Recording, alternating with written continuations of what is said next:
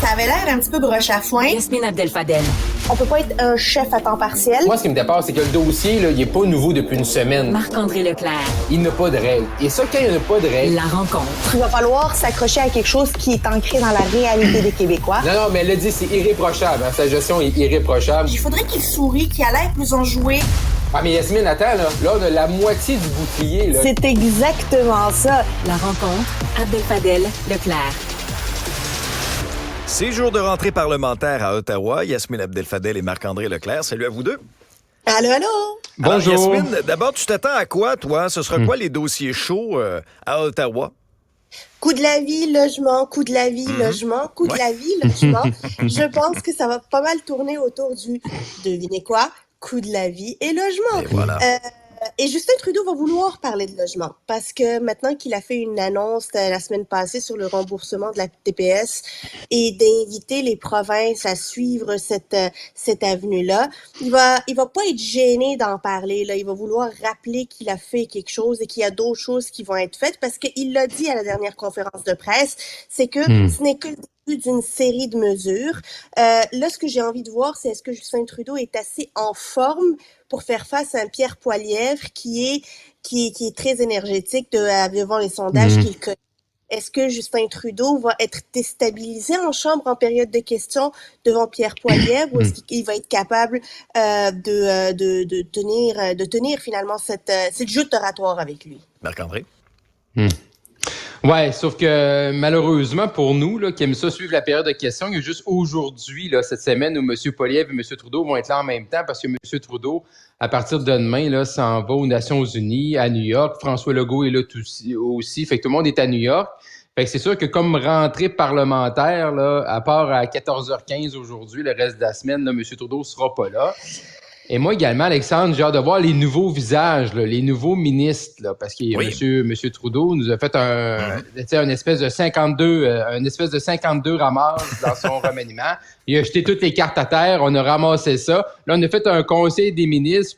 Puis là, comment ces gens-là vont répondre, là? Et on sait déjà un peu d'animosité, là, entre une Chrystia Freeland aux finances, Anita Anand au Conseil du Trésor, là, vu qu'en point de presse, se sont pognés un petit peu. Fait que qui va répondre à quoi? Fait que même, c'est un gouvernement qui est là depuis 8 ans. Ben là, tu as des nouveaux joueurs dans des nouvelles cases. Et là, ça va être intéressant quand même à suivre cette semaine. Oui, parce que c'est une rentrée qui se fait aussi sous le signe d'une très, très forte avance de Pierre Poilievre dans les sondages. Là. Je veux dire, des écarts comme ça fait très longtemps que M. Trudeau n'a pas vécu autant d'adversité. C'est à se demander aussi dans le contexte, est-ce que cette espèce de mariage-là, qui tient là quand même un peu des fois avec la broche entre le NPD puis les libéraux, Yasmine, est-ce que ça va tenir le coup encore une autre session? Ben, moi, j'ai hâte de voir Jagmeet Singh, là, puis comment il va réussir à se distinguer du gouvernement sans affaiblir le gouvernement avec qui il a signé un pacte de raison, là, tu sais. Là, ça commence à être difficile pour Jagmeet Singh parce qu'on parle pas de lui, tu sais, on parle plus de lui. Rendu là, il doit plus juste fusionner avec les libéraux parce qu'il est presque inexistant du portrait de la politique fédérale. On parle évidemment de Pierre Poilievre qui est premier dans les sondages, de Justin Trudeau qui est en difficulté. À la limite, on parle du Bloc parce qu'il reste assez important au Québec. Mais où est Jagmeet Singh et comment peut-il se distinguer alors que les libéraux ont siphonné toutes les idées de gauche des néo-démocrates, là? Ça commence à être difficile de talonner le gouvernement quand le gouvernement a pris ton programme électoral et en a fait des politiques publiques. Là. C'est un bon point, ça, Marc-André. Jagmeet Singh est complètement invisible depuis plusieurs mois. Oui, effectivement, mais je veux dire, les libéraux, là, depuis que M. Trudeau est là, se sont tassés vers la gauche. On n'est plus dans le Parti libéral du Canada de Jean Chrétien ou Paul Martin. Fait qu'ils ont mangé le lunch du NPD. Mais il y a un dossier, là. Si on veut savoir si le mariage là, entre M. Trudeau et M. Singh va perdurer, il y a un dossier à surveiller. C'est l'assurance médicaments, un programme national d'assurance médicaments. C'est au cœur de l'entente entre les deux. Les libéraux, au cours des les derniers budgets n'ont pas parlé qu'elle allait mettre de l'avant un programme d'assurance médicaments. Mark Allen, il y a quelques semaines, devant l'Association des médecins canadiens, dit que c'était une priorité pour le gouvernement. Le problème, c'est que le directeur parlementaire du budget, en 2017, disait que ce programme-là allait coûter 20 milliards par année. Il a dit ça en 2017. Fait que là, j'aimerais ça voir les chiffres en 2023. Probablement, on est aux alentours de 30-35 milliards. Là. Fait que pour M. Trudeau, c'est ça aussi qui est compliqué. Là. C'est comment tu mets ce programme-là en place pour garder M. Singh content d'ici la fin de l'année. C'est ça également l'engagement, d'ici la fin de 2023. Fait qu'on voit Anita Anand dire à ses députés, à ses ministres, trouvez-moi 15 milliards, là, ben il est déjà dépensé là, s'ils mettent en place ce programme d'assurance médicaments. Là. Ouais. On parle beaucoup d'inflation, du coût de la vie, crise du logement, mais ce qui fait gonfler l'inflation aussi, c'est le panier d'épicerie qui coûte très, très cher. Là, il y aura une rencontre entre François-Philippe Champagne, toujours très énergique, François-Philippe Champagne, et les géants du domaine de l'épicerie. Ça va se passer au cours des prochaines heures. Là. Comment vous voyez ça? Comment on peut, par exemple, pour le gouvernement Trudeau, Marc-André, ressortir gagnant de ça? Ben, ça prend une victoire, là. Et c'est M. Champagne, c'est un politicien qui est extrêmement habile, là. Mais là, il veut, aujourd'hui, lors de la rencontre, il veut pas parler avec les numéros 2, les numéros 3, là. Il veut avoir les numéros 1 de ces grandes compagnies-là, Loblaws, Metro, Walmart.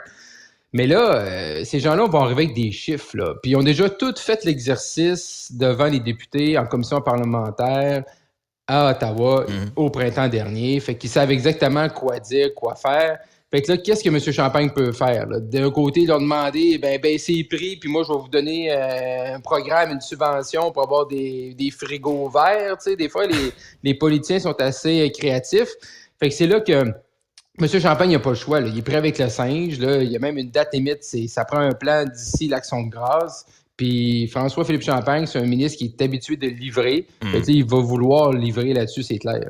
Mais Yasmine, est-ce qu'il faut réellement subventionner là, ces grandes entreprises-là qui ont fait des profits quand tu regardes là, les relevés financiers de la dernière année? Là, ils ont engrangé de l'argent de côté. Là. Il y a eu des profits. Là. Alors, est-ce qu'il y aurait moyen de gratter un peu là-dedans? Ben, c'est normal qu'ils aient des profits, là. C'est pas des OSBL. Puis des fois, là, c'est important de rappeler que ce sont des entreprises qui sont là pour faire du profit puis maximiser leur profit.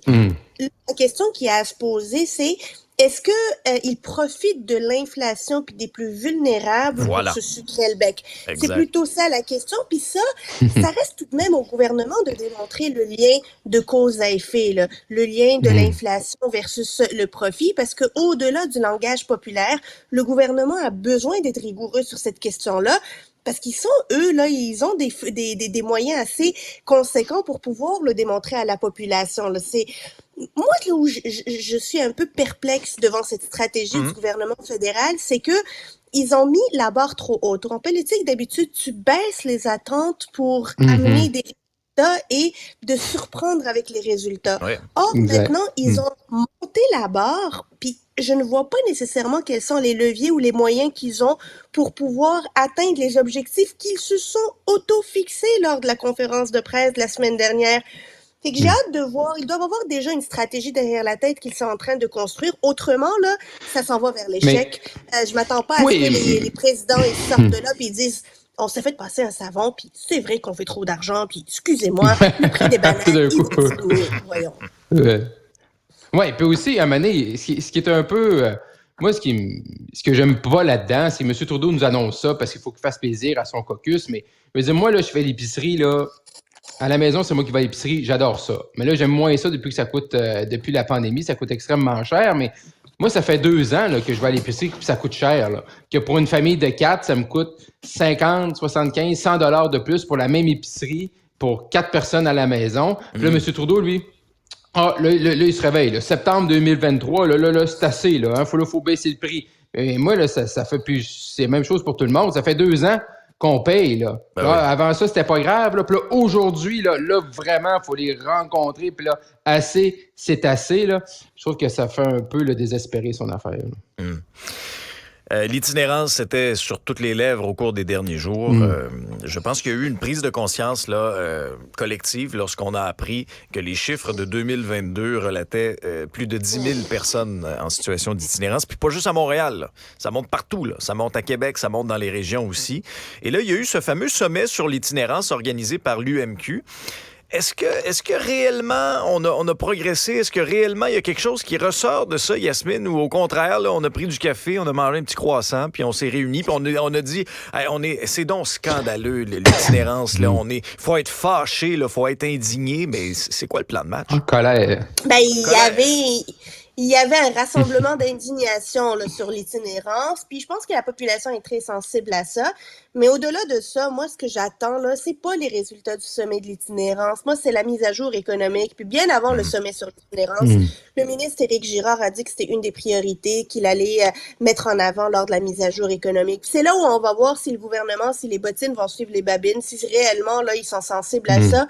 Au-delà du 15,5 millions de dollars qui a été annoncé, est-ce qu'il y a vraiment du financement structurant pour non seulement régler le problème de l'itinérance visible, mais aussi de prévenir l'itinérance. Tu sais, du monde ils savent pas si la semaine prochaine ils vont être des sans-abri ou pas, là, ben il faut prévenir ça, pas attendre qu'ils deviennent des sans-abri pour dire là, maintenant, on a des services pour toi. Alors moi, c'est pas le sommet de l'itinérance que je regarde, c'est la mise à jour économique qui va être beaucoup plus importante pour tout ce monde qui a été rassemblé que n'importe quoi d'autre. Marc-André? Ben, le problème, je trouve, Alexandre, c'est que, tu sais, bon, les maires ont été excellents au cours des dernières semaines pour mettre l'enjeu de l'avant, tu sais, de dire que ça existe, tout ça, puis dénoncer. Mais je trouve que les maires et mairesses, vendredi, à Québec, étaient beaucoup plus dans les émotions que les solutions. Puis là, maintenant, je veux dire, tu sais, M. Marchand, puis je comprends sa figure de style, dit ça prend des ministres qui sont en colère, puis on veut des gens engagés, puis c'est terrible. Puis là, il s'époumonne. Puis là, Mme Plante a dit, moi, je suis le bon cop. Puis là, t'es le bal cop. Puis là, êtes-vous en colère? Moi, je suis pas en colère. Bon, là, on est dans les émotions, là. Je veux dire, on est juste purement dans des émotions. Puis ça, c'est très québécois, là. On est un peu très émotif plus que rationnel. Mais à un moment donné, c'est quoi tes solutions? Qu'est-ce que tu demandes vraiment? Quand j'entends l'UMQ dire, ben là, il faut que Québec et Ottawa s'entendent sur le 900 millions pour le logement. Bon, OK, ça, c'est une affaire concrète, là. Tu demandes de quoi, là? Mais sinon, dans les émotions, puis, ben là, M. Legault t'es pas là, puis Mme Duranceau t'es pas là. Puis, fait qu'on est tout le temps un peu plus dans la critique, dans l'émotion, au lieu de dire, ben vraiment, qu'est-ce qu'on demande? De manière, il faut t'arriver, tu dises 1, 2, 3, c'est ça qu'on a besoin. Mais, Marc-André, tu fais référence à Mme Duranceau qui était pas là.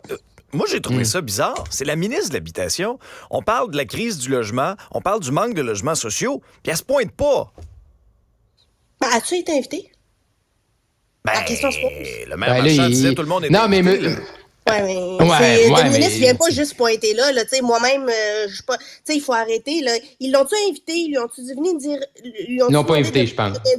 Mais si tu l'as pas invité, tu peux pas l'après chialer qu'il est pas là, tu sais. Non. Moi, je ne sais pas si elle a été invitée ou pas. Si elle a été invitée puis qu'elle a décidé de pas se pointer, là, je partagerai ton opinion, là, Alexandre, je trouverais que ça n'a pas de bon sens.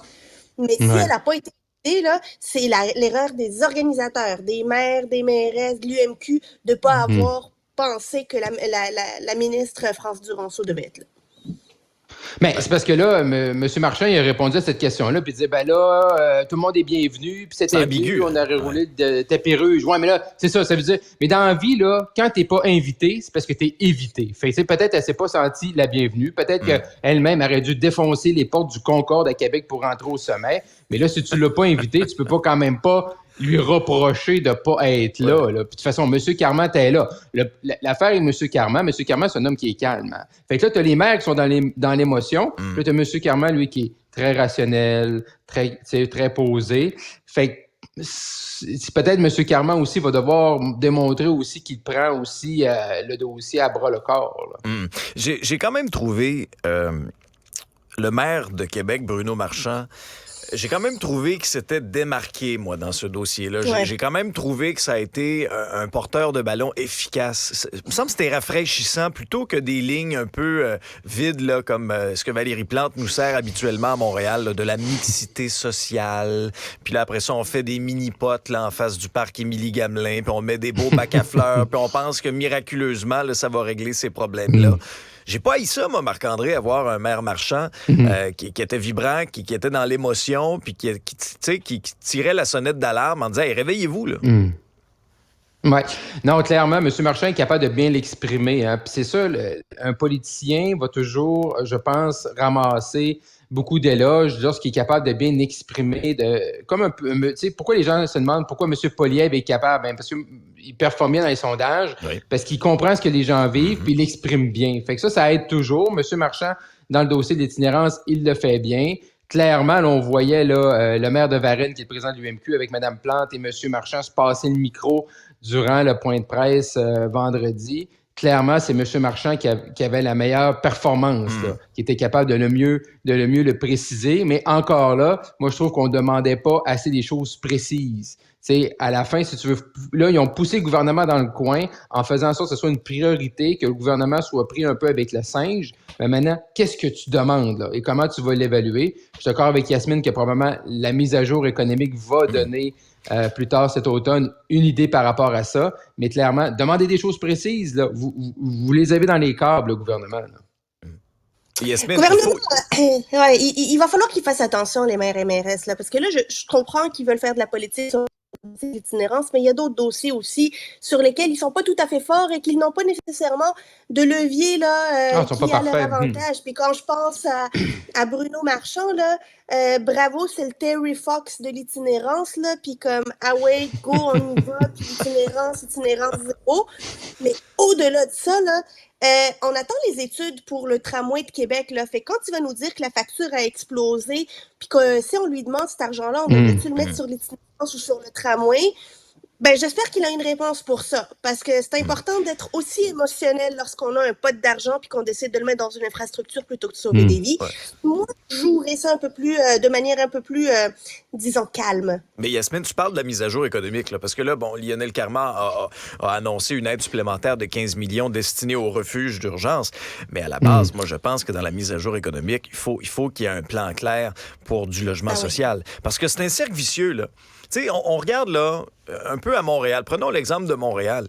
Les prix des appartements, puis pas des penthouses, là. Je veux dire, un appartement bien normal pour le jeune famille, tu sais, c'est rendu pratiquement inabordable. Alors, moins tu construis de logements sociaux, comme ça a été le cas dans les dernières années, bien, plus il y a de la rareté.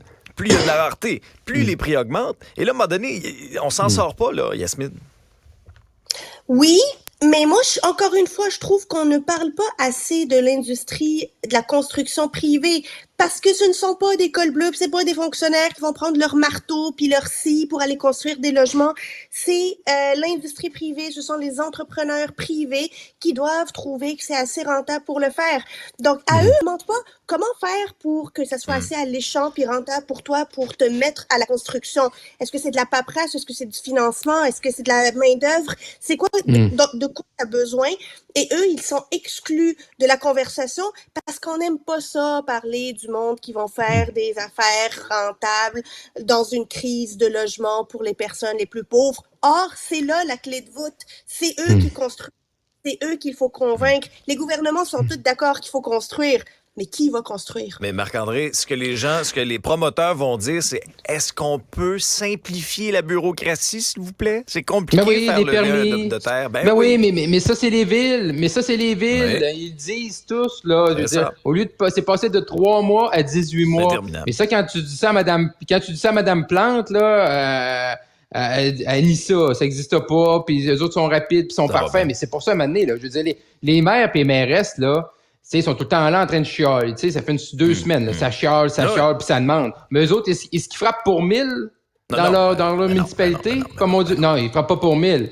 Mais moi, ce que j'ai hâte de voir, c'est est-ce que François Legault va suivre l'abolition de la TVQ comme le fait le fédéral? Parce que jeudi, M. Girard, le ministre des Finances, disait porte ouverte. Mais vendredi, M. Legault était comme il y a peut-être d'autres moyens, d'autres choses. Fait que pour au Québec, là, si c'est juste la TPS qui avait déjà un crédit de 32 fait qu'il reste 3 puis on fait pas la TVQ, c'est une mesure qui va donner absolument à rien. Il n'y a pas un logement qui va se faire grâce à cette mesure-là du fédéral. Non. Yasmine, Marc-André, merci à vous deux. On se reparle dans un prochain épisode. Au revoir. Bye-bye.